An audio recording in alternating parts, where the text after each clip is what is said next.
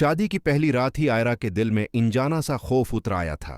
कमरे की घड़ी बार बार वक्त बता रही थी, मगर कामयार का कोई उता पता न था। जब दरवाजा जोर से खुला तो आयरा ने चौंक कर देखा।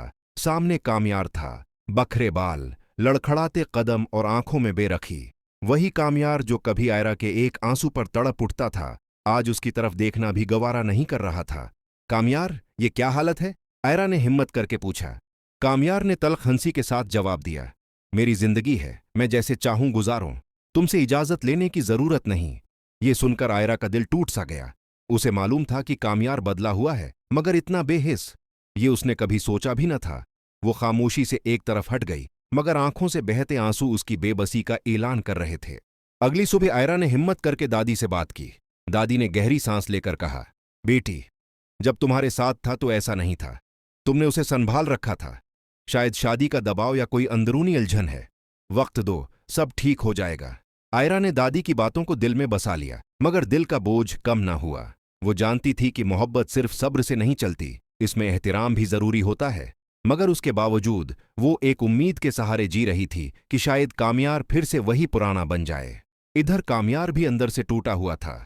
उसकी तलखी, उसकी शराब सब किसी न किसी दर्द का नतीजा थे, मगर वो दर्द आयरा के सामने कबूल करने को तैयार न था। उसकी खामोशी, उसका गुस्सा सब आयरा को सजा लगते थे, हालांकि कसूर उसका था ही नहीं। कहानी अब एक ऐसे मोड़ पर थी जहां आयरा को फैसला करना था। क्या वो सिर्फ सब्र करती रहेगी या अपने हक के लिए आवाज उठाएगी? और क्या कामयार अपनी उना से निकलकर सच का सामना कर पाएगा?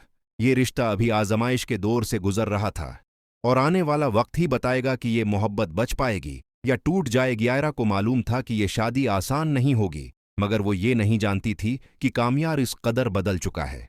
शादी के अगले ही दिन जब कामयार निशे की हालत में देर रात घर लौटा तो आयरा के दिल में आखिरी उम्मीद भी लरुजने लगी। वही कामयार जो कभी उसके बगैर एक लम्हा नहीं रह सकता था, आज उसके सामने खड़ा था, मगर आंखों में सिर्फ नफरत थी। ये क्या तरीका है कामयार? कल ही तो हमारी शादी हुई है, आयरा ने जब्त के साथ कहा। कामयार ने तलखी से हंसते हुए जवाब दिया, मैंने शादी अपनी मर्जी से की थी और अब जिंदगी भी अपनी मर्जी से गुजारूंगा। तुम्हें क्या लगता है सब कुछ पहले जैसा हो जाएगा? आयरा का दिल दुख से भर गया, मगर उसने हार मानने का फैसला नहीं किया था। उसे मालूम था कि ये सब कामयार का बदला है। उसने आयरा से सिर्फ इसलिए शादी की थी ताकि उसे ये एहसास दिलाए कि वो उसकी जिंदगी बर्बाद कर चुकी है।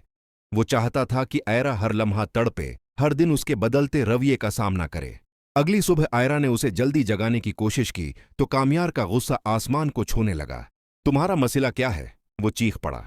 मैंने तुमसे शादी जरूर की है, मगर ये नहीं कहा था कि तुम मेरी जिंदगी पर हुक्म चलाओगी।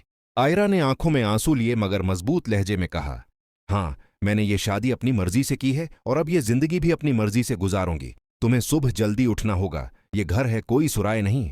कामयार ने गुस्से में आकर आयरा को कमरे से निकाल दिया। दरवाजा जोर से बंद हुआ तो आयरा का दिल भी जैसे ट